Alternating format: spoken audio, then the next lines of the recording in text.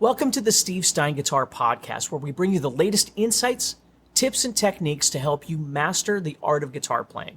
I'm your host, Steve Stein, and I'm committed to sharing my passion for the guitar while inspiring you and guiding you through your musical journey. Now remember that you can enjoy this podcast from anywhere and anytime, whether you're cruising down the highway, preparing dinner in the kitchen, or even working out at the gym. By incorporating the podcast into your daily routine, you'll be able to stay inspired and motivated in your guitar journey, no matter where life takes you. Now, let's dive into today's podcast. Hey, Steve here. Thank you so much for joining me. Today we're going to be talking about why learning your scales is not enough. All right? Learning your scales, now let me preface by saying this. Learning your scales is very, very, very important, and we need to do that, no doubt about it. But there's a lot of players out there that play more from listening and visualizing and connecting to chord shapes and chord knowledge of their fretboard, depending on how you're looking at this, and we'll talk about all of this sort of thing, as opposed to just playing more what we'll call linear and just playing through a scale. And again, I'm going to show you some examples of what I'm talking about. So if for some reason you're listening to this and you're not actually seeing me, I'm going to explain everything and you'll be able to understand it even though you can't see me, all right? So the first thing I'm going to do is let's just take a chord. Let's just take an E chord. So I'm just going to play an E major chord, for instance. Okay, so just an E major chord. Now, if we had that E major chord and we were going to do something on our guitar with it, I can call it soloing, I can call it creating a melody. I mean, who knows what we're going to be doing here, but let's just think about what we know about the E major chord. Now, we would probably choose an E major scale.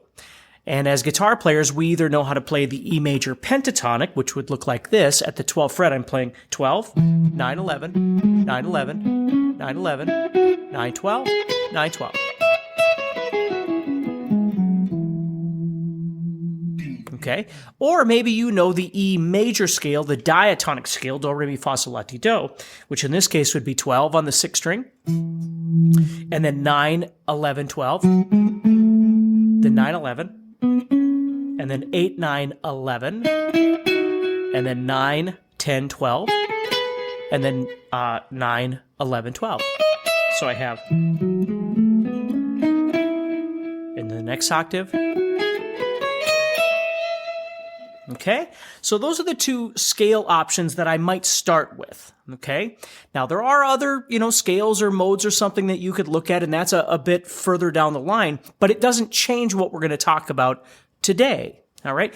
So if I was given this E chord, and I'm going to play over this, okay? So I go up here into, E major pentatonic.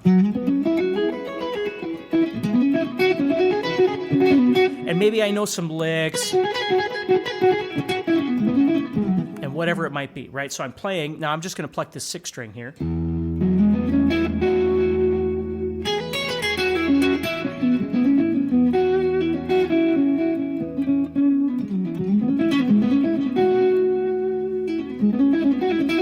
Right? Now, again, what I'm really just doing is meandering. I'm just moving around playing a bunch of notes, which is perfectly fine. If I was doing diatonic, again, same thing.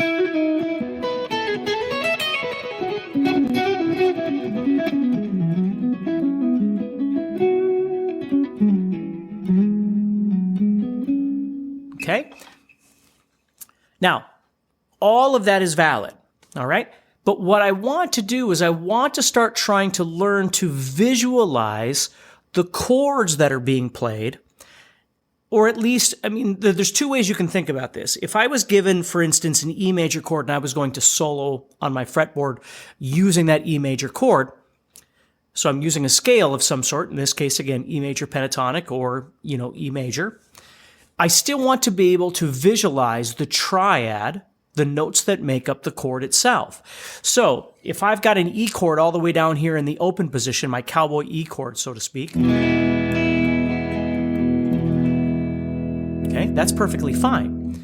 But what I want to do is I want to try and merge the scale, or at least the position of the scale that I'm visualizing on my guitar, with some sort of chordal connection. Now, I have two options with that. Number one is I'm going to visualize a chord shape somewhere on the guitar. Just like this is, if I go to the open position E chord here, the cowboy E chord, that's an E chord. But if we think about it realistically, it's a shape that we've learned how to play, where if someone told us, hey, put your first finger on the third string on the first fret and put your middle finger on the fifth fret of the second string and so on to make that chord. And of course, I can visualize the E chord in other places. I can visualize it as a fifth string bar chord at the seventh fret. I could visualize it as a sixth string bar chord on the 12th fret. And if I know my CAGED chording system, I could visualize it all over the fretboard. For instance, I could use, this is the open chord, and then I could go to the D shape, and the C shape, and then the A shape, which is the fifth string bar chord, and then the G shape, and then the E shape, which is my sixth string bar chord. So if I can visualize that, I can see the E chord sitting across the entire fretboard, you see? So now what I want to do is I want to take whatever scale it is I'm trying to visualize, and whatever positions I know of that scale and I'm comfortable with that I would use in my soloing, I want to try and visualize that E chord in the same position, or at least somewhere close to that. So let me show you again what I mean.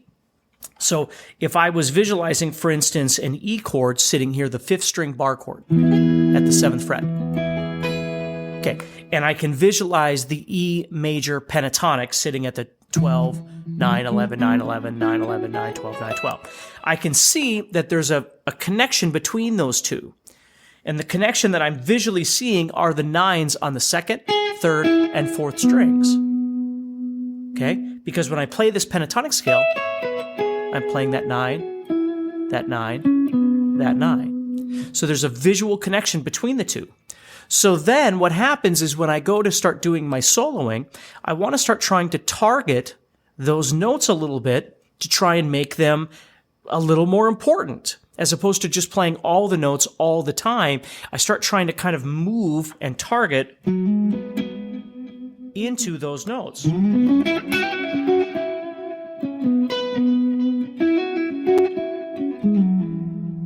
Now, this will keep expanding as I go, because the more I can see, the more I can connect to some of these notes. So for instance, if I was to visualize the E six string bar chord up here at the 12th fret, okay, that also gives me this 12, and this 12. So now I've got all those notes that I could connect to, you see? And if I could visualize, for instance, the G shape of my E, which you might not know, but that would be at the 12th fret here, moving to the left. Okay, then I could visualize that right over the top of the scale position that I'm playing in this pentatonic.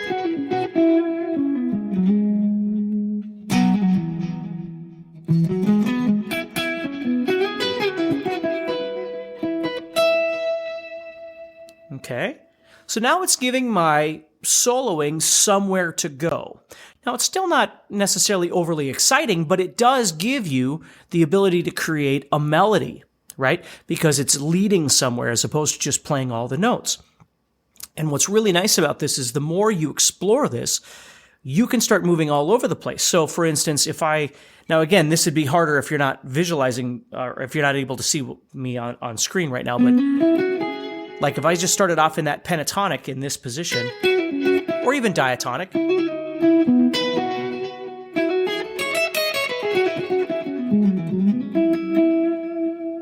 Okay, what I'm going to start doing here is visualizing the E chord in other places on the guitar. Now, when I say visualize, please understand that you're either seeing some sort of chord shape on your guitar, or if you learn how to play visualizing all the notes on your fretboard, okay, you might be seeing the notes, right? You might be visualizing, for instance, if I go to the 7th fret of the 5th string, that would be E. And then if I go to the 6th fret of the 4th string, that'd be G sharp. And then if I go to the 4th fret of the 3rd string, that would be the B. That'd be your triad. And you might know those notes because you memorized all the notes on your guitar and you know your theory, or you might be visualizing it as something that you've memorized. Again, the CAGED system, an arpeggio, something, whatever makes sense in your head.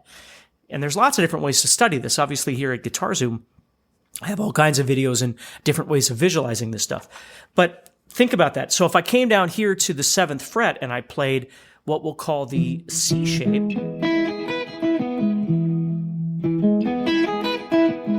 Sitting right there. Okay, and then I also have my pentatonic sitting there, or my diatonic sitting there. Right? I can play any of those things at any time.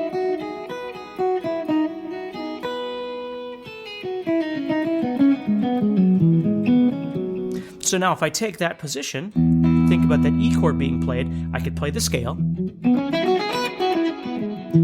play the diatonic,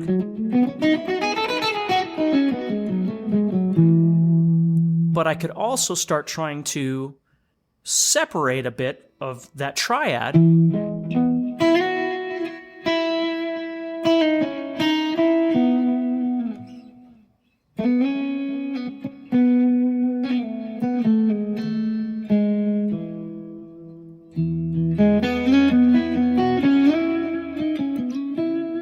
So now what I'm doing is I'm visualizing that E major, whichever scale I'm looking at.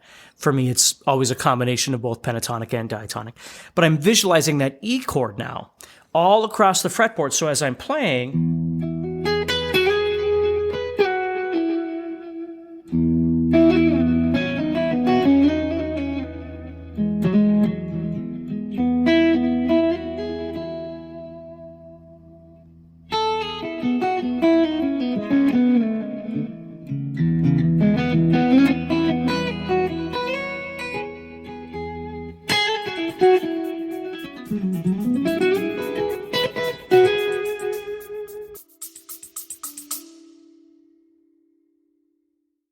hey, if you could, do me a huge favor. Like, share, and subscribe to this channel. And also, do me a huge favor. Head over to GuitarZoom.com and check out our courses and our all-access membership.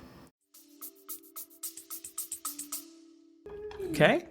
Now, this is a great way to practice is you just pluck, for instance, the sixth string, and then you just explore your way around trying to, again, you could do a million things with this. I mean, you could just practice your scales doing this, but what our conversation is right now is I'm trying to elevate the notes that connect the scale to the chord that's being played, in this case, the E major.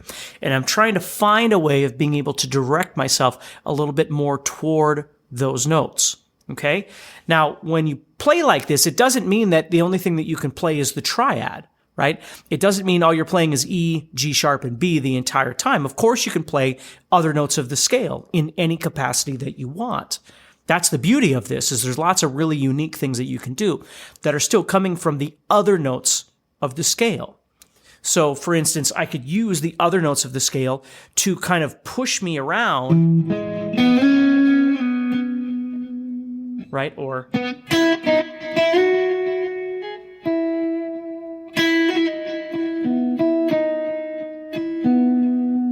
see, I can go to something else and then it pushes me back to a note that connects to, or a series of notes that connects to that chord.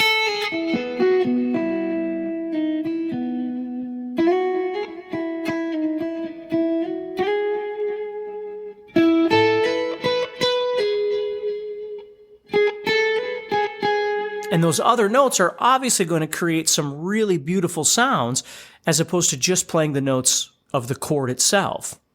Oftentimes what happens is we can actually add notes into this visualization or this arpeggio that we're playing to change the tonality of the chord itself. So, for instance, if I was playing an E major chord,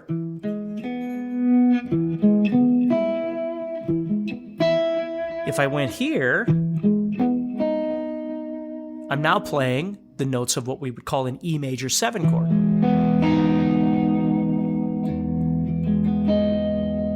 So you see, I could really intentionally try and emphasize that note to give it more of this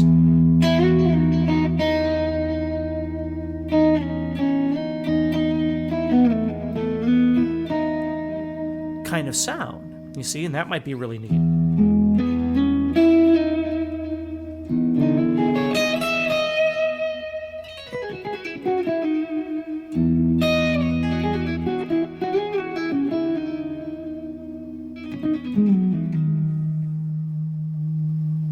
See? So there's lots of things like that I can do as well. Whether or not you're always aware of the theory isn't necessarily true. Okay, sometimes you're using the sound of color. And that can be very beneficial and it can work really great for you. The problem is that if you don't have an idea, again, I think what happens, an understanding of what it is, I think what happens sometimes is that it all just starts blending together. And what we want to try and avoid is just that everything is everything, right? We just play everything all the time and everything is everything and we play all the notes equal amounts. And the problem with that is that oftentimes when we do that, nothing sounds like it stands out. So if we're emphasizing, I always tell people, if we're emphasizing everything, we're really emphasizing nothing, right? If we're playing everything all the time and we're never really trying to find a way to create a system that emphasizes something, then nothing is being emphasized. So, and let me take this a step further now for you, because now I'm going to start adding in some other chords. So let's say we had a chord progression where we were moving from E to C sharp minor, to B major, to A major. So I'm just playing the notes within the key of E major here.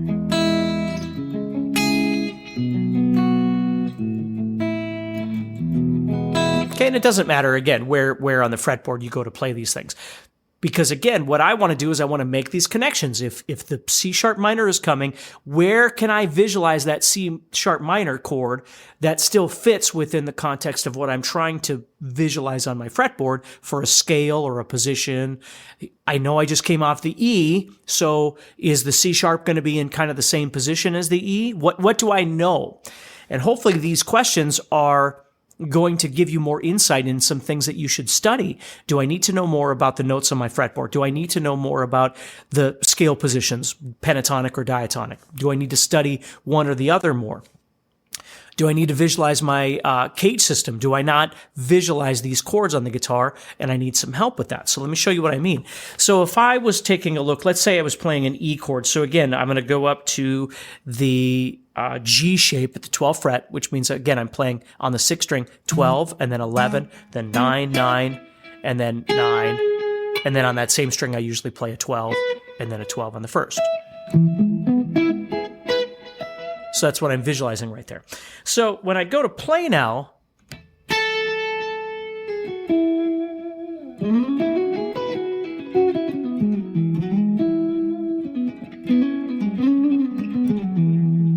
okay, so there's my E.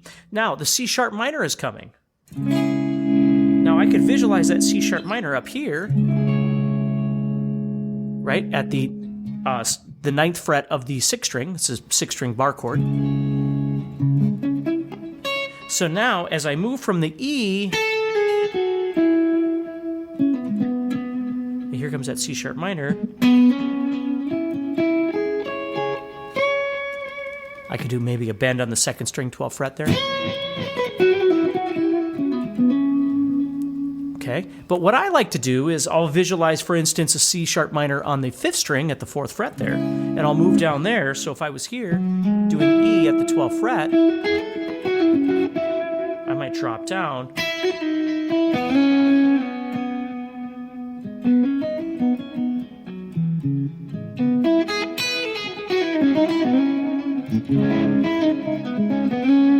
And then B comes up. Again, I got to be there too. See how I could move up in this direction? Up higher on the fretboard as opposed to lower? None of it is right or wrong. And then here comes A. So now I'm on the open position A. So I could move down there, but I could also visualize the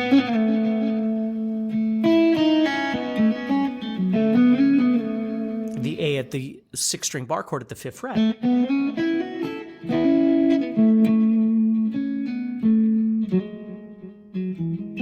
So what happens is you hope that in studying this sort of thing, that the listener could kind of hear those chord changes happening without you playing the chords. Watch what happens. So if I played an E,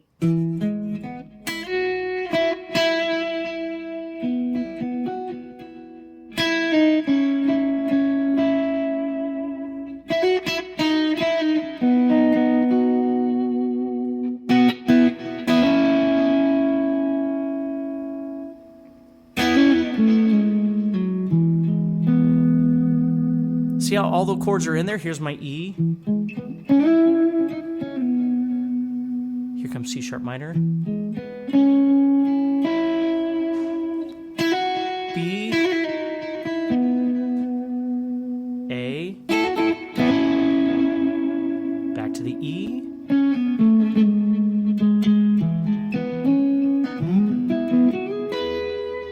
And I could do that all over the fretboard. Okay, there I was just kind of between the 4th and 7th frets, but I could do that anywhere.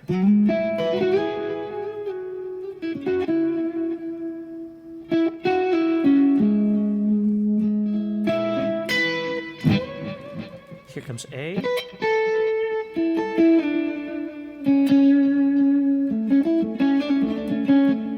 And then E.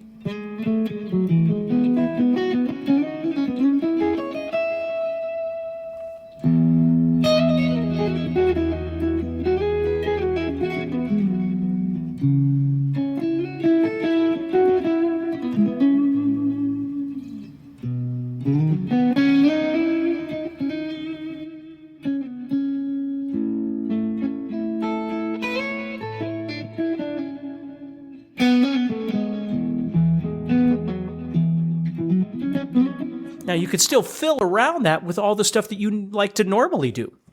And you don't have to do that much. I'm just trying to show you kind of how to outline these ideas, which is kind of an interesting thing to learn how to do. You might just take a couple of chords and just practice over and over and over. Like, let's say I took something different here. Let's say I took F sharp minor and E major.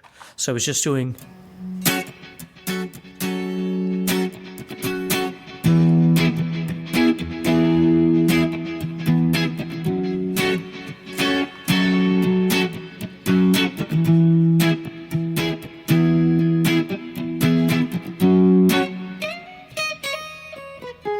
Now let's think about this. So we've got our F sharp minor sitting there from our E major.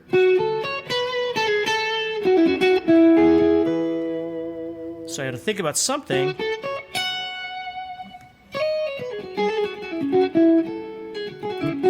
that connects to that F sharp minor.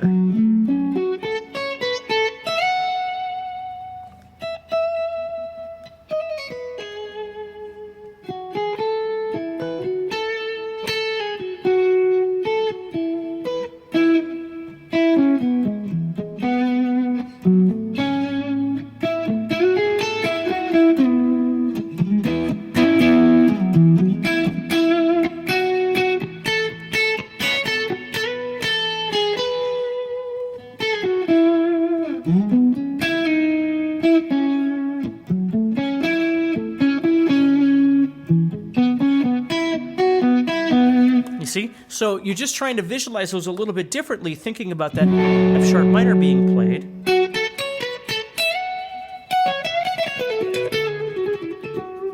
Now up here I'm in F sharp minor pentatonic, so that works really great, or F sharp natural minor. But again, trying to target something of the F sharp. Then here comes E.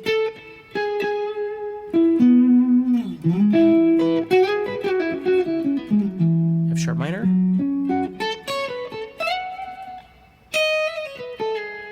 E.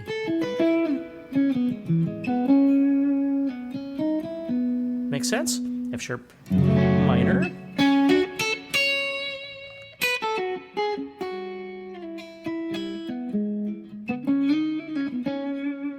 E, just back and forth like that. So there's lots of different ways that you can approach trying to work with something like this, all right? So hopefully that helps you. I would highly suggest that you think about these things a little bit, try and figure out what works best for you, and hopefully it gives you some insight into some other things that you should be working on as well to develop your playing. So take care, stay positive, and I'll talk to you soon. If you like our podcast and want to hear more, remember to press the subscribe button on the app that you listen to. By doing this, you help us a lot, and you'll be the first to know when we have new episodes ready for you to listen to. Is this podcast fun and useful? Then please give it a thumbs up and write about how much you like it. Is this podcast not what you thought it would be? Please let us know. This helps us to make our podcast better and helps more people who love guitar find it as well. So don't forget to subscribe, like, and tell us what you think.